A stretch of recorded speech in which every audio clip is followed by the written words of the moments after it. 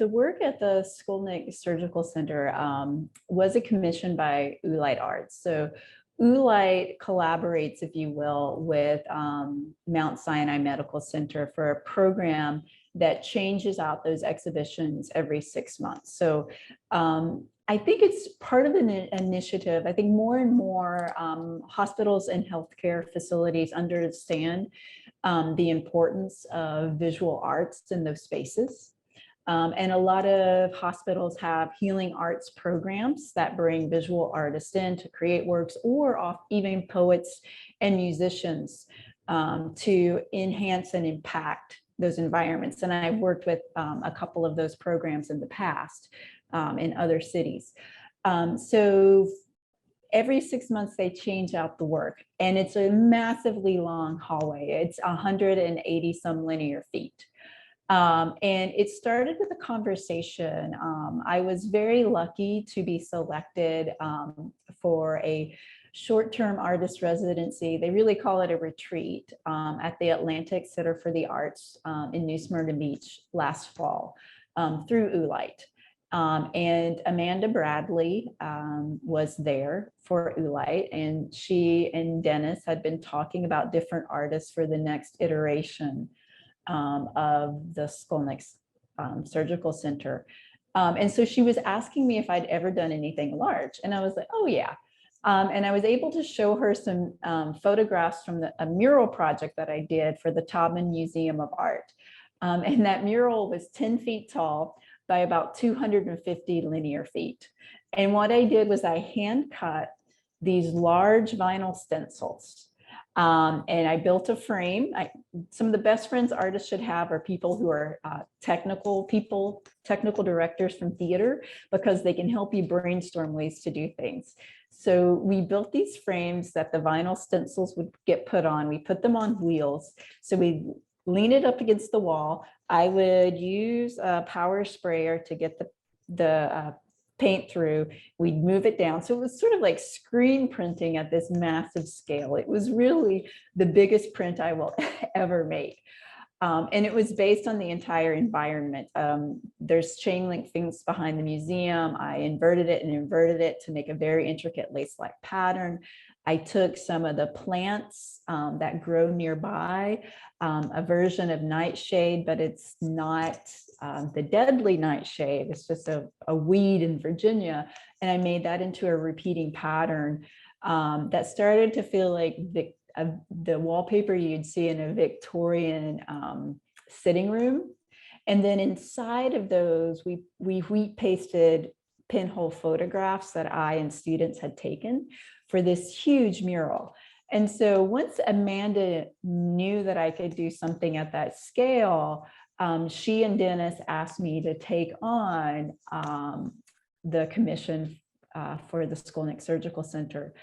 They asked me to do it in after Basel last year, so December of last year, and they wanted me to install it in June of this year. So I really had 6 months to create the work for that space.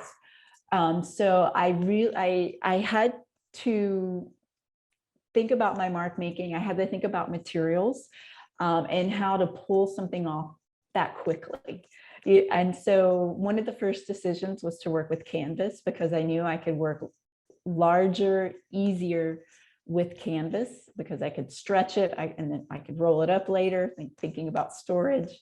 And I knew it gave me the versatility to start to do something that I was wanting to do. And that was to take the fabric sculptural pieces and the drawing pieces and find a way to kind of merge them together.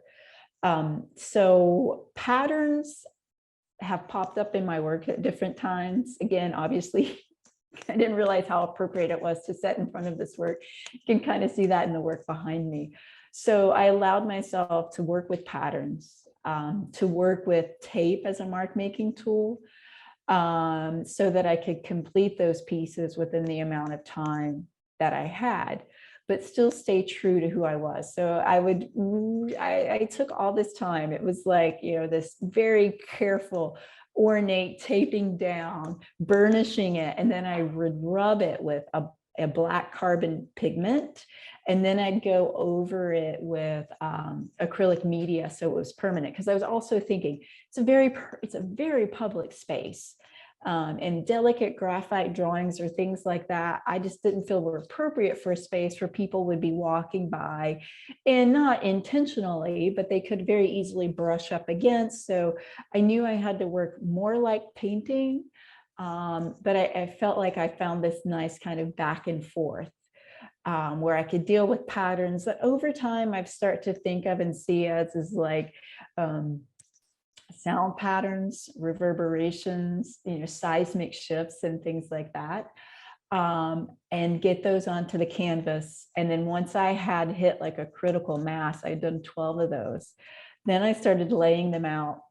And this is where I got gutsy and started cutting, reassembling, and doing those kind of things, which, I think early in our careers, if I would ask a student to cut a painting up, they might have a heart attack. But I'm also at this point now of like, I can see the value in the work without letting it be too precious. So I started cutting, I started sewing, pleating, to make the pieces happen, because I knew from the beginning as I started, I spend a lot of time with my sketchbook. I joke with my students, my sketchbook is my personal laboratory. And it kind of is. That's where I'll plot out ideas, I'll sketch, and sometimes it'll be just keywords that will guide me. And I knew with that work, I wanted to have this, kind of juxtaposition of dealing with the frame, the edge, and then breaking in and out of it. So I started to let that happen through the cutting and the sewing and the loose stretching of the canvas to let myself get there. So then the question, do I see this continuing? Because you mentioned I work in series, and I do. I kind of joke that I'm a serial artist, my bad sense of humor coming through.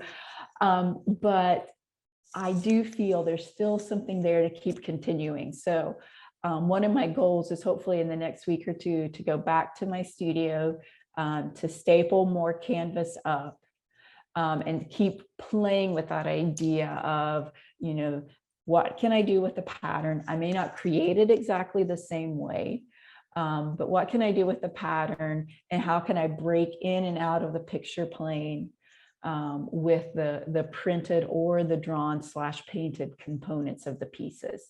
So I still feel like there's a lot more to do, that I can take this a lot further.